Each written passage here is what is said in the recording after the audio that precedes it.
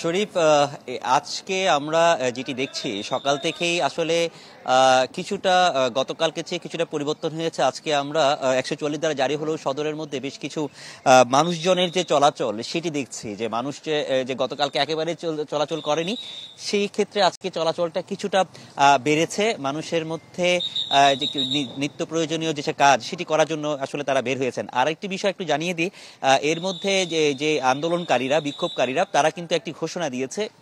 তারা দুপুর 12টা থেকে আসলে খাগড়াছড়ি থেকে যে ঢাকা এবং চট্টগ্রাম যে সড়কটি, সেই সড়কটি তারা কিছুটা শিথিল করেছে বলে একটা ঘোষণা দিয়েছেন।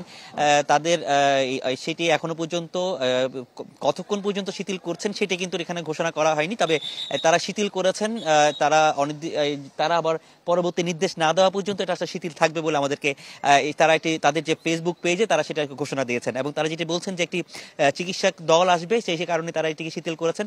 তো এর মধ্যে আমরা দেখছি যে আইন শৃঙ্খলা বাহিনী, তাদের যে নিরাপত্তা সেটি কিন্তু বরাবরই আছে। যেরকম তারা সতর্ক অবস্থায় আছেন, তারা এখনো যারা বের হচ্ছেন তাদেরকে চেষ্টা করছেন যাতে ঘরে ফিরে যেতে। এর মধ্যে আমরা দেখেছি যে অনেক পর্যটক কিন্তু এখনো আটকা পড়ে আছেন।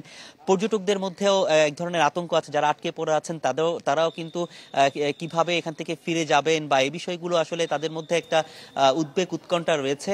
তো এই যে দুপুর 12টা থেকে যে শিথিল করেছে, সেটি হয়তো পর্যটকদের যদি যদি বাস চলাচল করে এই শিথিলতার মধ্যে, তাহলে পর্যটকরা এখান থেকে ছেড়ে যেতে পারবে। সেই কারণে পর্যটকরাও কিন্তু আশা করছেন প্রশাসনের কাছে যে যাতে বাস চলাচলটা একটু স্বাভাবিক করা যায় এই যে শিথিল সময়টুকু। তো এই ছিল এখানকার সবশেষ অবস্থা। শরীফ, রনি, ধন্যবাদ আপনাকে।